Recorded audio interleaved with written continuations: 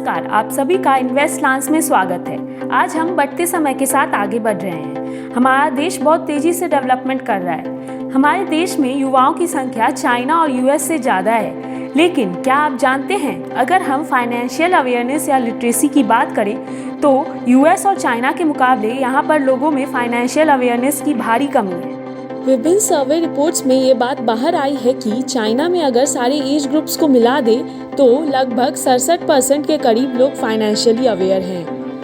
वहीं यूएस में अराउंड 55% लोगों के अंदर फाइनेंशियल अवेयरनेस है, जो कि आने वाले जनरेशन को भी जागरूक बना रहा है। जहां चाइना में 67% लोग और यूएस में 55% लोग फाइनेंशियली लिटरेटेड हैं, वहीं आरबीआई द्वारा कराई गई national strategy for financial education (NSFE) के रिपोर्ट में ये सामने आया है कि भारत में सिर्फ 24% लोगों को फाइनेंशियल नॉलेज है।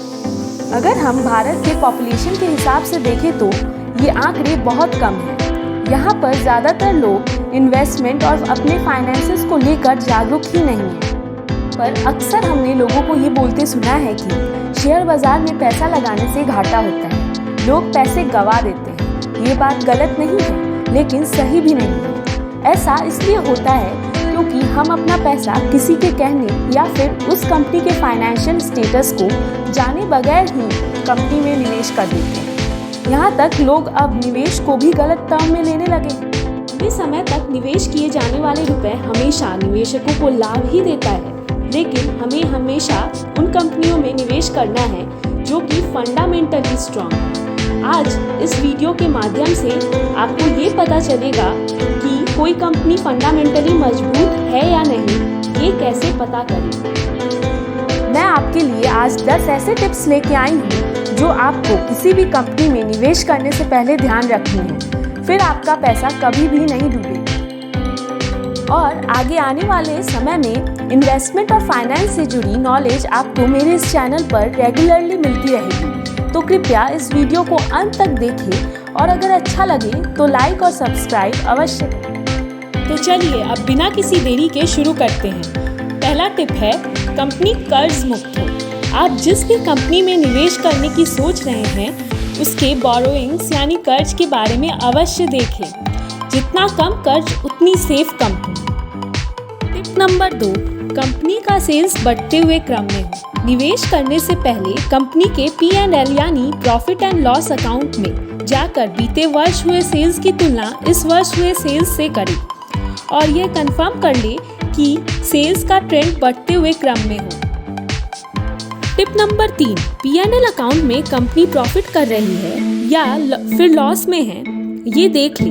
निवेश करने से पहले ये जानना बहुत ज़रूरी होता है कि जिस कंपनी में आप अपने पैसे लगा रहे हैं वो कंपनी कहीं लॉस में तो नहीं है। टिप नंबर 4, कंपनी का मार्केटिंग नेटवर्क अच्छा हो। निवेश करते समय आप ध्यान रखें कि कंपनी का मार्केटिंग नेटवर्क अच्छा हो और उसके प्रोडक्ट ज़्यादातर लोगों द्वारा यूज़ किए जा रहे हैं। साथ ही प्रोडक्ट्स का एक्सपोर्ट पोटेंशियल भी अच्छा होना चाहिए।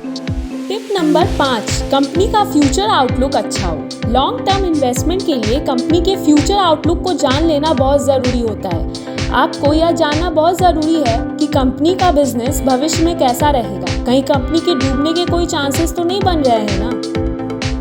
टिप नंबर 6, कंपनी अपने सेक्टर या सेगमेंट की मार्केट लीडर हो। निवेश करने से पहले ये जान ले कि जिस कंपनी में आप इन्वेस्ट कर रहे हैं वो अपने सेक्टर या सेगमेंट यानी जैसे IT सेक्टर, FMCG, पेंट इत्यादि में कहाँ खड़ी है। यदि वो अपने सेक्टर की लीडर कंपनी है तब आपका इन्वेस्टमेंट बहुत सेफ रहेगा। टिप नंबर 7, कंपनी के शेयर में ज़्यादा उतार चढ़ाव ना होता हो। जिस कंपनी के शेयर में बहुत ज़्यादा उतार चढ़ाव होता है उस कंपनी में किया गया निवेश सुरक्षित नहीं होता। उस कंपनी के शेयर को ऑपरेटर अपने हिसाब से मैनिपुलेट करते हैं, जो आपको घाटे में भी रख सकता है। टिप नंबर 8, कंपनी के प्रमोटर्स कैसे हैं। कंपनी के प्रमोटर का बैकग्राउंड जान लेना बहुत ज़रूरी होता है, क्योंकि प्रमोटर्स ही कंपनी को चलाते हैं। अगर कंपनी के प्रमोटर्स सही नहीं हैं तो उस कंपनी का भविष्य भी ठीक नहीं होगा। टिप नंबर 9, कंपनी में प्रमोटर्स की हिस्सेदारी अच्छी हो। प्रमोटर्स होल्डिंग का कंपनी के बिजनेस में एक बहुत इंपॉर्टेंट रोल होता है। आपका यह जानना बहुत जरूरी है कि कंपनी की प्रमोटर्स कांस्टेंट हो या फिर बढ़ रहे हो। और हमारा आखिरी टिप नंबर 10, कंपनी में कैश रिजर्व्स अच्छा हो। कंपनी का बढ़ता हुआ रिजर्व कंपनी के फ्यूचर में और भी स्ट्रांग बनने की ओर संकेत करता है, क्योंकि किसी भी विपरीत परिस्थिति में, एडवर्स सिचुएशन में, ये रिजर्व्स ही कंपनी को उस परिस्थिति से बाहर निकालने में मदद करता है। आप इन टिप्स को फॉलो करके अपने पोर्टफोलियो को और भी ज़्यादा स्ट्रांग बना सकते हैं। आगे आने वाले समय में मैं आपके लिए ऐसे ही इंफॉर्मेटिव वीडियोस लेके आते रहूँगी। अगर आपको मेरा ये वीडियोस अच्छा लगा हो तो इसे अपने दोस्तों और फैमिली के साथ शेयर करें। तब तक के लिए हैप्पी इन्वेस्टिंग।